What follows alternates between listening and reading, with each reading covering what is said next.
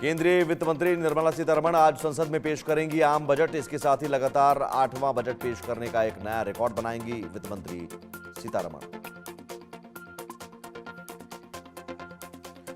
वित्त मंत्री निर्मला सीतारमण आज सुबह 11 बजे संसद में अपना बजट भाषण शुरू करेंगी। 2024 में सत्ता संभालने वाली नरेंद्र मोदी के नेतृत्व वाली एनडीए सरकार में सीतारमण का यह दूसरा पूर्ण बजट होगा।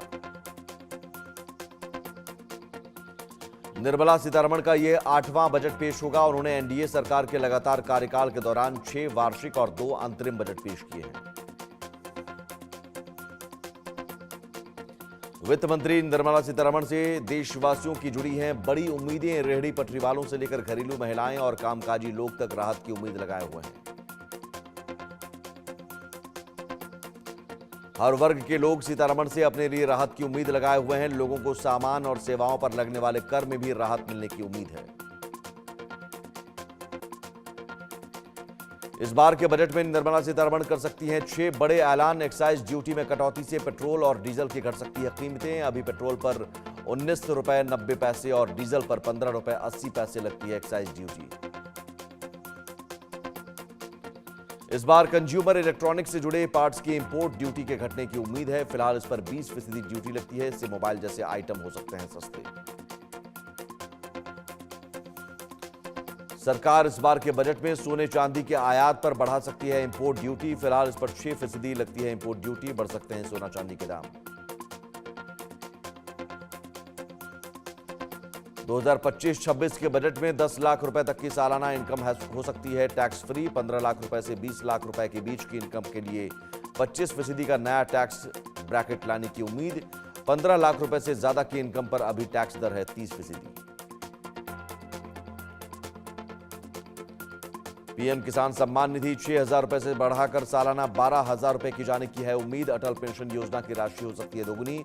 5 से 10,000 रुपए किए जाने का हो सकता है ऐलान। आम आदमी पार्टी के राष्ट्रीय संयोजक और नई दिल्ली विधानसभा सीट से उम्मीदवार अरविंद केजरीवाल ने चला बड़ा दांव। आप सरकार की योजनाओं के लाभ बताने के लिए बचत पत्र अभियान किया शुरू। केजरीवाल ने कहा दिल्ली में 5 ऐसी योजनाएं चल रही हैं जिससे लोगों के पैसे बच रहे हैं। फ्री शिक्षा, फ्री इलाज, फ्री बिजली, फ्री पानी और महिलाओं को फ्री बस यात्रा। ये हैं 5 बड़ी योजनाएं। केजरीवाल बोले आम आदमी पार्टी की आगामी 3 योजनाएं ऐसी हैं जिससे सभी परिवारों को लाभ मिलेगा। वो है महिला सम्मान योजना, संजीवनी योजना और विद्यार्थियों के लिए दिल्ली मेट्रो के अंदर 50% कंसेशन पास। अरविंद केजरीवाल ने कहा अगर चुनाव आयोग ने कोई ठोस कदम नहीं उठाया और बीजेपी के खिलाफ एक्शन लेने की हिम्मत नहीं दिखाई तो सारी दुनिया में भारतीय जनतंत्र बदनाम हो जाएगा। बिजवासन विधानसभा सीट से बीजेपी उम्मीदवार कैलाश गहलोत ने कहा केजरीवाल जैसे व्यक्ति इस किस्म की बात करें कि हरियाणा सरकार ने यमुना नदी में जहर डाल दिया। आज पूरी दिल्ली उनसे पूछ रही है कि यमुना नदी को साफ क्यों नहीं किया है। जंगपुरा विधानसभा क्षेत्र से आम आदमी पार्टी उम्मीदवार मनीष सिसोदिया ने कहा बीजेपी केवल गाली गलौज की राजनीति दिल्ली में कर रही है और केवल झगड़े बढ़ा रही है। दिल्ली विधानसभा चुनाव के लिए कांग्रेस ने कसी कमर। कांग्रेस सांसद प्रियंका गांधी वाड्रा ने नागलोई में किया रोड शो। पार्टी प्रत्याशियों के लिए मांगे वोट। रूस में लापता भारतीयों के बारे में विदेश मंत्रालय के प्रवक्ता रणधीर जायसवाल ने कहा हम रूसी अधिकारियों के संपर्क में हैं। 16 लापता लोगों के बारे में जानकारी पता की जा रही है। महाकुंभ भगदड़ की जांच के लिए गठित 3 सदस्यीय न्यायिक आयोग प्रयागराज में संगम नोज स्थित घटनास्थल पर जाकर मौके का मुआयना किया। अधिकारियों से जानकारी ली।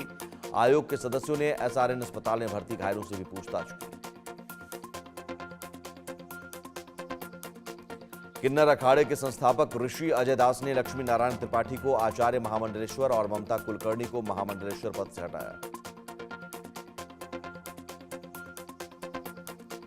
संसद में बजट पेश होने से पहले ओडिशा के पुरी में रेत कलाकार सुदर्शन पटनायक ने रेत से बनाई केंद्रीय बजट की कलाकृति।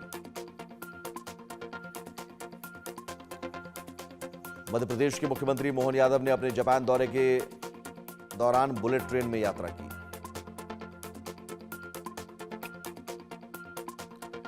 दिल्ली के वजीराबाद के यमुना घाट पर बोले सीएम सैनी, केजरीवाल ने यहीं पर यमुना माता की कसम खाई थी कि मैं आपको स्वच्छ करूंगा, लेकिन उन्होंने यमुना नदी को स्वच्छ करने के बजाय और गंदा करने का काम किया है। दिल्ली में वर्ल्ड फोरम ऑफ अकाउंटेंट्स के सम्मेलन में बोले रक्षा मंत्री राजनाथ सिंह, भारत एक उभरती हुई शक्ति है, हमारे व्यवसाय अंतर्राष्ट्रीय स्तर पर फल फूल रहे हैं और भारतीय पेशेवरों की प्रतिष्ठा भी दुनिया में बढ़ रही है। बांसुरी स्वराज ने केजरीवाल पर किया सियासी वार, कहा हरियाणा सरकार ने किसी प्रकार का जहरीला पदार्थ यमुना नदी में नहीं छोड़ा है, दिल्ली की जनता को अपने राजनीतिक हित की बलि न चढ़ाएं केजरीवाल। अखिलेश यादव ने महाकुंभ पर कहा, लोकसभा में महाकुंभ का विज्ञापन चल रहा है, इसलिए भारत सरकार की भी जिम्मेदारी बनती है कि लोग सुरक्षित हों। क्या महाकुंभ सिर्फ कारोबार के लिए लगाया गया है? दिल्ली के द्वारका में पीएम मोदी ने विशाल रैली को किया संबोधित, कहा बीते 11 साल में आपदा ने सबके साथ लड़ाई झगड़ा ही किया है।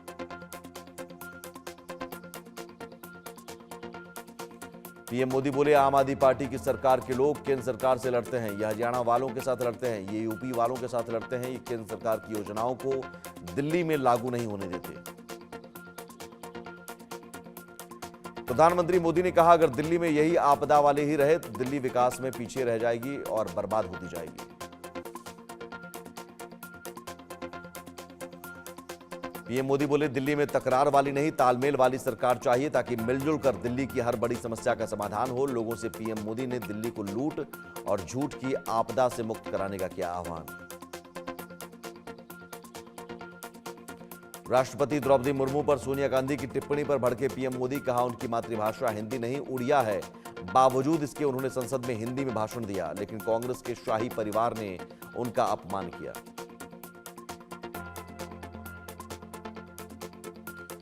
पीएम मोदी बोले, शाही परिवार के एक सदस्य ने आदिवासी बेटी के भाषण को बोरिंग भाषण कहा, दूसरी सदस्य तो इससे भी एक कदम और आगे बढ़कर राष्ट्रपति को गरीब और थकी हुई कहा। यह देश के 10 करोड़ आदिवासी भाई बहनों का अपमान है। दिल्ली चुनाव पर बोली प्रियंका गांधी वाड्रा, आम आदमी पार्टी के नेता मोदी जी के राजमहल की बात करते हैं और भाजपा के नेता केजरीवाल के शीश महल की बात करते हैं। दोनों दलों के नेता जनता के मुद्दों की बात नहीं करते।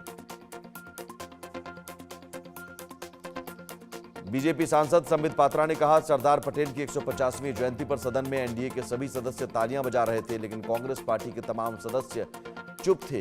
गांधी परिवार के किसी भी सदस्य के चेहरे पर खुशी नहीं थी। सोनिया गांधी के बयान पर अनुप्रिया पटेल ने कहा, वरिष्ठ सांसद सोनिया गांधी के मुख से ऐसी बातें शोभा नहीं देती। राष्ट्रपति के लिए जो शब्दों का प्रयोग उन्होंने किया, उसकी जितनी भी भर्त्सना की जाए वो कम होगी।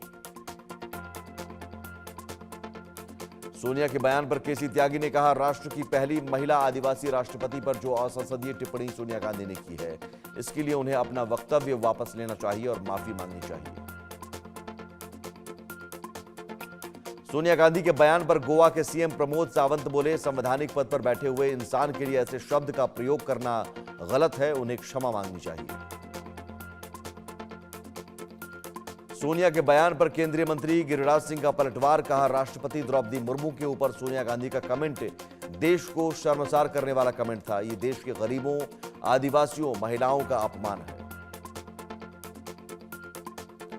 राष्ट्रपति मुर्मू के भाषण पर बोली कांग्रेस नेता सुप्रिया श्रीनेत, 98 मिनट के भाषण में एक भी जिक्र महंगाई, बेरोजगारी, गिरते हुए रुपए और भ्रष्टाचार का नहीं था। राष्ट्रपति मुर्मू के भाषण पर खरगे ने कहा, डबल इंजन की सरकार वाले राज्यों में आदिवासी और दलित केवल भाजपा के अत्याचार झेल रहे हैं। बिहार में कांग्रेस के एक सांसद को मारा पीटा गया। सोचिए डबल इंजन की सरकार में कानून व्यवस्था कैसी है। दिल्ली चुनाव को लेकर बोली सुप्रिया श्रीनेत, कांग्रेस और भाजपा रेल की वो पटरी है जो कभी नहीं मिल सकती। हम भाजपा के खिलाफ लड़ते हुए शहीद हो जाएंगे, लेकिन उनसे हाथ नहीं मिलाएंगे। राहुल गांधी का केंद्रीय वित्त मंत्री पर तंज, कहा बजट बनाने वाले 90 अधिकारियों में से सिर्फ 3 अधिकारी ओबीसी के हैं। अगर बजट में 100 रुपए बांटे जाएंगे तो ओबीसी वर्ग के अधिकारी सिर्फ 5 रुपए का फैसला लेंगे।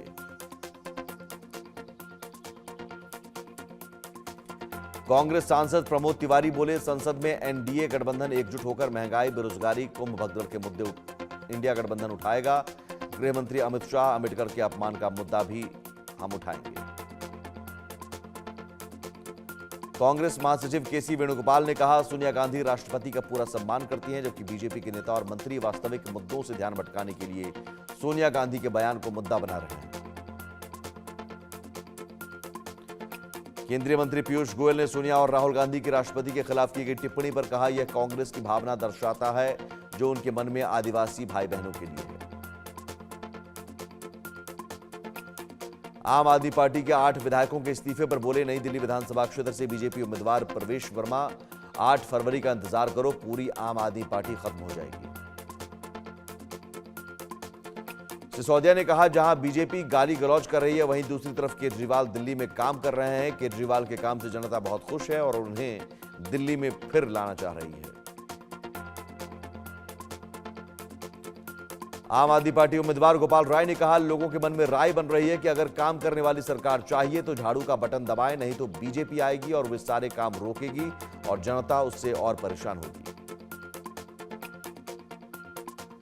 आम आदमी पार्टी विधायकों के इस्तीफे पर बोले अनुराग ठाकुर, और पहले उनके 2 दलित मंत्रियों ने यह कहते हुए इस्तीफा दिया कि ये लोग दलित विरोधी हैं। अब इनकी पार्टी के 8 विधायकों ने पार्टी छोड़ दिया। बीजेपी प्रत्याशी प्रवेश वर्मा के समर्थन में सीएम धामी ने किया चुनाव प्रचार। बोले, आज जिस भी राज्य में चुनाव हो रहे हैं, वहां की जनता डबल इंजन की सरकार बना रही है। भारत ने इंग्लैंड को पुणे में 15 रन से चौथा T20 मैच में दी शिकस्त। जीत के साथ भारत ने 5 मैचों की सीरीज में 3-1 की बनाई बढ़त। पुणे के महाराष्ट्र क्रिकेट एसोसिएशन स्टेडियम में खेले गए T20 मैच में सूर्य कुमार यादव की कप्तानी वाली टीम ने 20 ओवर में 9 विकेट खोकर 181 रन बनाए। इंग्लैंड की टीम भारत से मिले 182 रनों के लक्ष्य का पीछा करते हुए 19 ओवर और 4 गेंदों में 166 रनों पर हुई ऑल आउट। 15वें ओवर में वरुण चक्रवर्ती अपने स्पेल का आखिरी ओवर लेकर आए, जिसमें उन्होंने तीसरी गेंद पर हैरी ब्रुक और 5वीं गेंद पर ब्रायडन कार्स को कैच आउट करा दिया। शिवम दुबे को प्लेयर ऑफ द मैच का मिला अवार्ड। दुबे अब जब बैटिंग पर आए, भारत की स्थिति नाजुक थी। 57 रन पर 4 विकेट टीम इंडिया ने खो दिए थे। सिर पर गेंद लगने के कारण दुबे फील्डिंग नहीं कर सके। उनकी जगह कंकशन सब्स्टिट्यूट बनकर आए हर्षित राणा।